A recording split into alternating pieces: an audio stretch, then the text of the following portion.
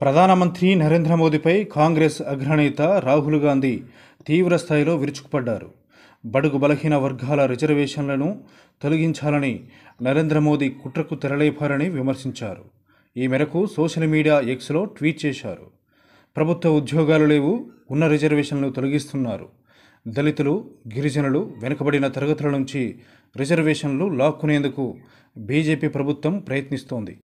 Privatisation పేరుతో బడుగుల నోట్లో మట్టి కొట్టే ప్రయత్నం చేస్తుందని రాహుల్ గాంధీ ధ్వజమెత్తారు.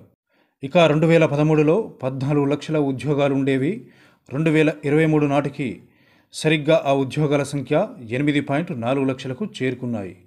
బిఎస్ఎన్ఎల్, సెయిల్, బిహెచ్ఈఎల్ తదితర కంపెనీల నుంచి దాదాపు 6 లక్షల ఉద్యోగులను తొలగించారు.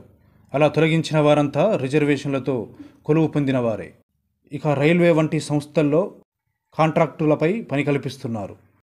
కొందరు ఉద్యోగులను తొలగిస్తున్నారు. ప్రధాని మోదీ ఉద్దేశంలో ప్రైవేటీకరణ అనేది దేశ వనరులను దోచుకోవడం.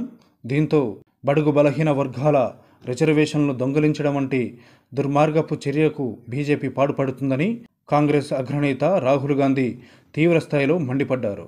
ఇక తమ ప్రభుత్వం వస్తే 30 లక్షల ప్రభుత్వ ఉద్యోగాలను భర్తీ చేస్తామని రాహుల్ గాంధీ స్పష్టం చేశారు.